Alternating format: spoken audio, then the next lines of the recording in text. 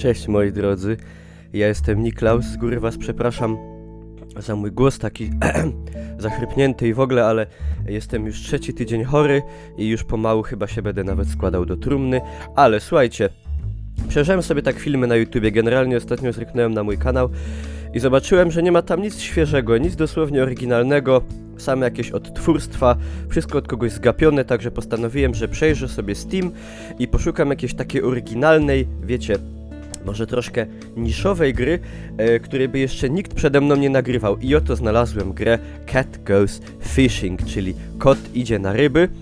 Przejrzałem też YouTube'a dogłębnie, przefiltrowałem i z tego co wiem jestem pierwszym człowiekiem w Polsce i prawdopodobnie w Europie Środkowej i Wschodniej, a może nawet Zachodniej, który nagrywa tą grę, także mam nadzieję, że będzie to materiał, który się szerokim echem odbije po YouTubie, także nie zapomnijcie o łapeczkach w górę, szczególnie tutaj w kwestii docenienia tej mojej oryginalności, jako że jestem, prawda, pierwszy. Także moi drodzy, na czym ta gra polega?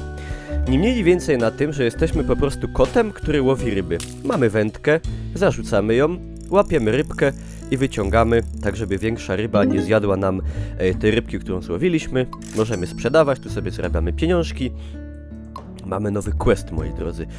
Złap 3 cuttlefish. Cuttlefish to jest jakaś tam ryba, nie wiem, jeżeli chodzi o rybołówstwo, czy generalnie szeroko pojęte łowienie ryb, znam tylko słownictwo polskie i też właśnie ta gra tym bardziej mi się podoba i tym bardziej jest bliska mojemu sercu, że po prostu będąc małym chłopcem wybierałem się bardzo często z moim dziadkiem na ryby, gdzie niestety zniszczone ryby, damaged fish doesn't count, zniszczone ryby się nie liczą, takie ryby nie możecie sprzedać, no bo też domyślam się, że jak idziecie do sklepu rybnego, na przykład przed świętami idziecie po karpia, to nie chcielibyście na przykład, żeby ten karp był w połowie obgryziony przez inną rybę, albo przez na przykład głodnego sprzedawcę w tym sklepie. Ale kto by tam jadł karpia? Dobrze, sprzedajmy.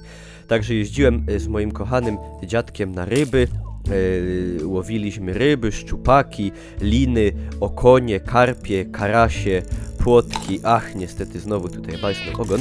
Muszę się nauczyć sprawnie rzucać tą wędkę, bo powiem wam, że pomimo, że jeździliśmy na ryby przez wiele lat, to tak jakby umiejętności zdobyte przy prawdziwym łowieniu ryb, jak to mówił największy celebryta YouTube'owym w prawdziwości, niestety nie do końca przekłada się tutaj na to, co jest przedstawione w tej grze, ale warto pamiętać o tym, że my jesteśmy ludźmi, a główny bohater gry jest kotem. Także możemy zarzucić tej grze coś tylko w tym przypadku, jeżeli jesteśmy kotem. Kotem, który mało tego łowi ryby.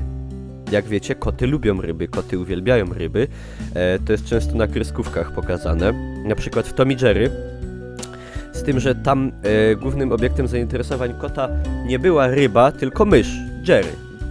Kot nazywał się Tom i Jerry, po angielsku Tom and Jerry, Warner Bros. Hanna-Barbera, może wam coś to mówi, i generalnie on tam biegał za tą myszą, ale koty, tak jak mówię, uwielbiają ryby i mleko.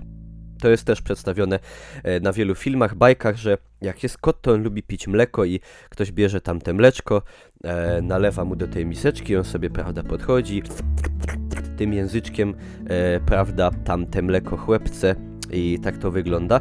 Nie wiem, jak to jest w rzeczywistości, powiem wam, bo nigdy nie miałem kota.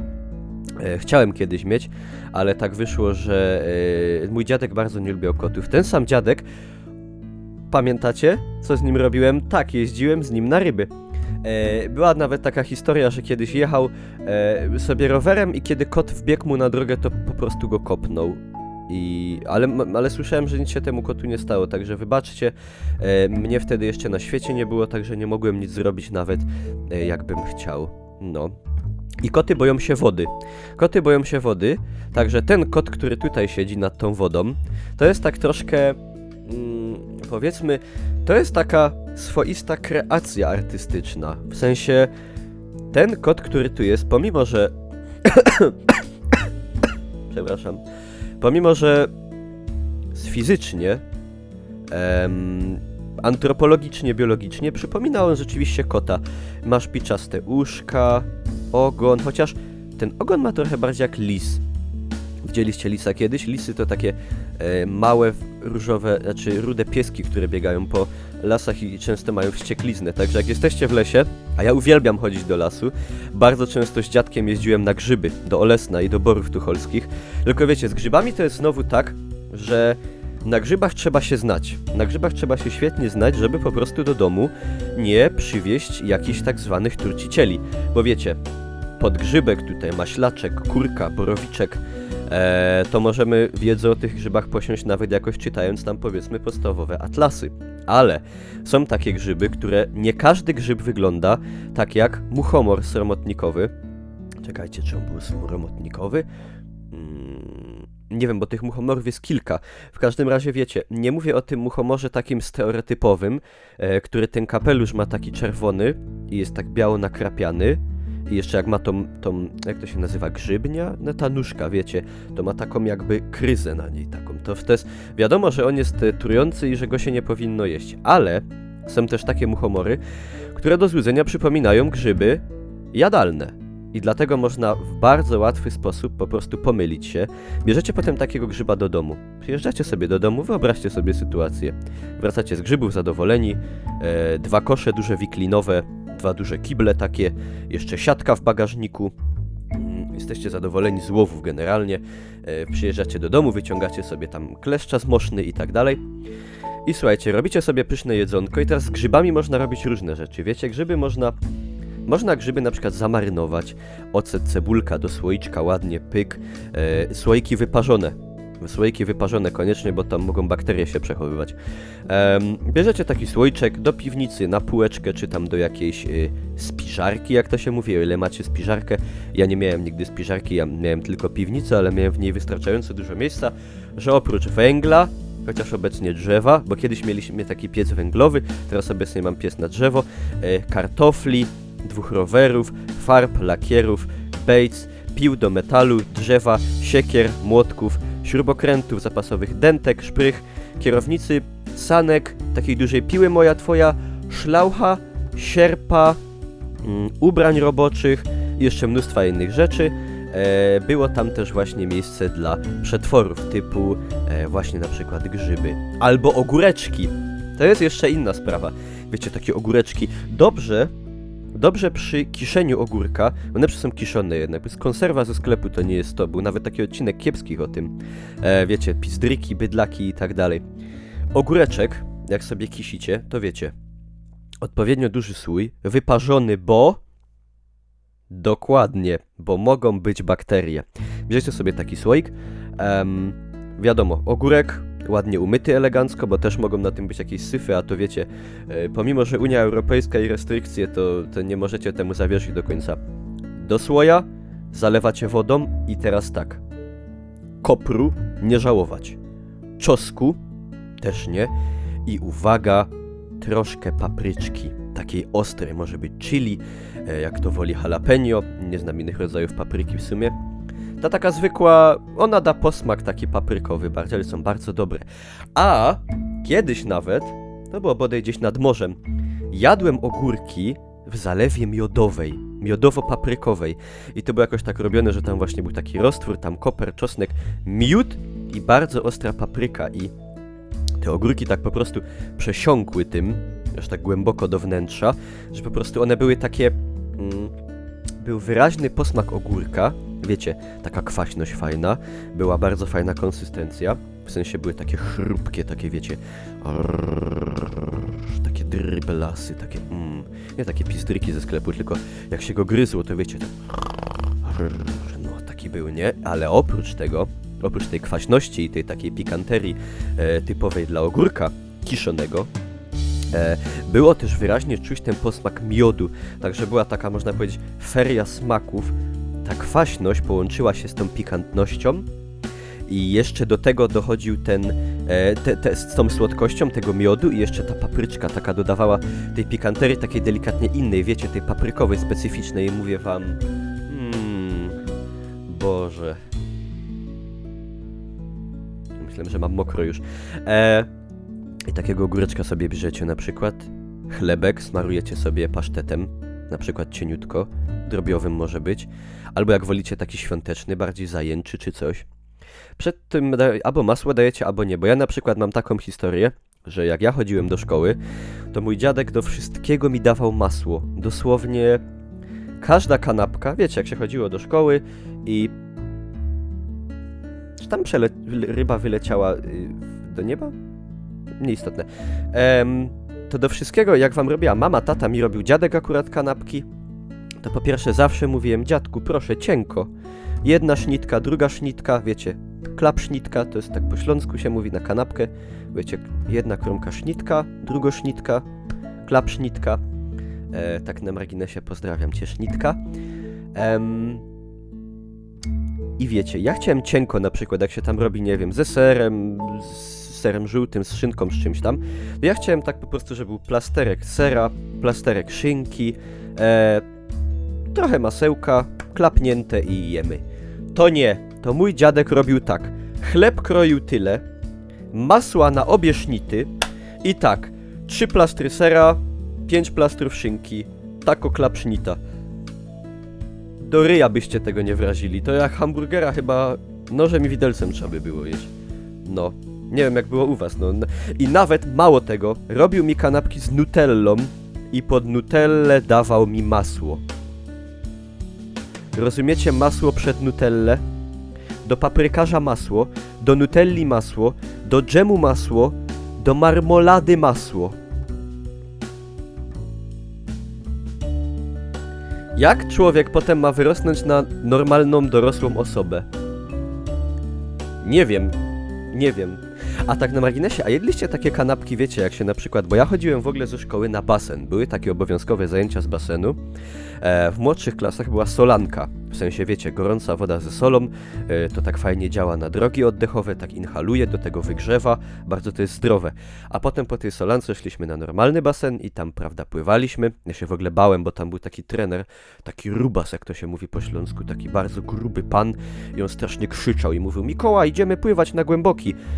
A ja mu miałem pływać tylko na tym, co było 70 cm, wiecie, a on kazał iść na ten głęboki i jeszcze kazał skakiwać do wody. I tam miałem takiego kolegę, Dawida, nie chodzi tu o tego sławnego streamera z Radzionkowa, innego takiego, z Bytomia mojego kolegę Dawida. Pozdrawiam cię, Dawid, widziałem cię parę dni temu na mieście, machałem ci. I po prostu on też się bardzo bał, on się tak bał, że prawie płakał. Sorry, Dawid, mam nadzieję, że tego nie oglądasz jednak.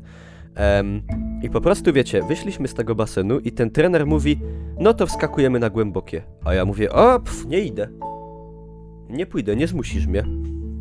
No i nie poszedłem. No i on tam krzyczał, że dostanę 1 i w ogóle, a ja się z niego trochę śmiałem, bo wiedziałem, że jesteśmy w szkole podstawowej i nie ma czegoś takiego jak 1, 2, 3, tylko były serduszka, wiecie, serduszko najlepsze, taki odpowiednik 6.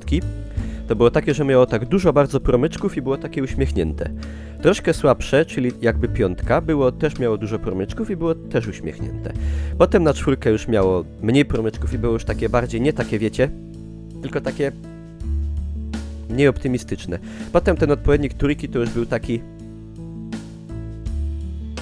Ten. 2 to już wiecie, takie...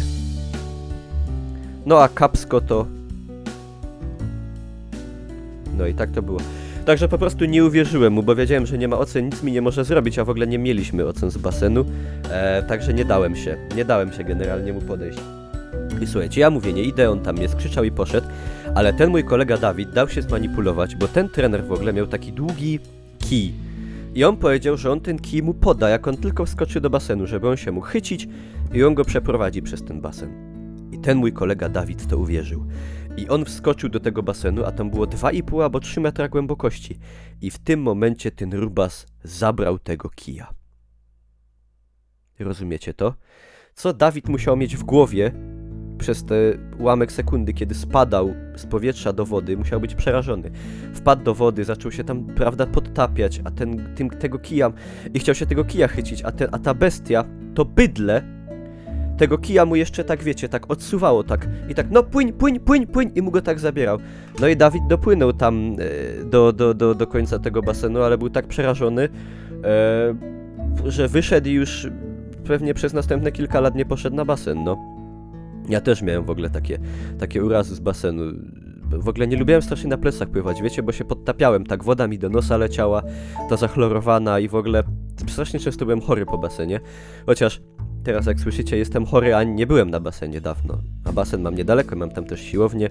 Na siłownię wrócę na pewno za niedługo, bo mi się bardzo spodobało, jeszcze się tylko troszkę cieplej zrobi i na pewno wrócę, będę ćwiczył te 2-3 razy w tygodniu, chciałbym pójść, przynajmniej poruszać się, wiecie.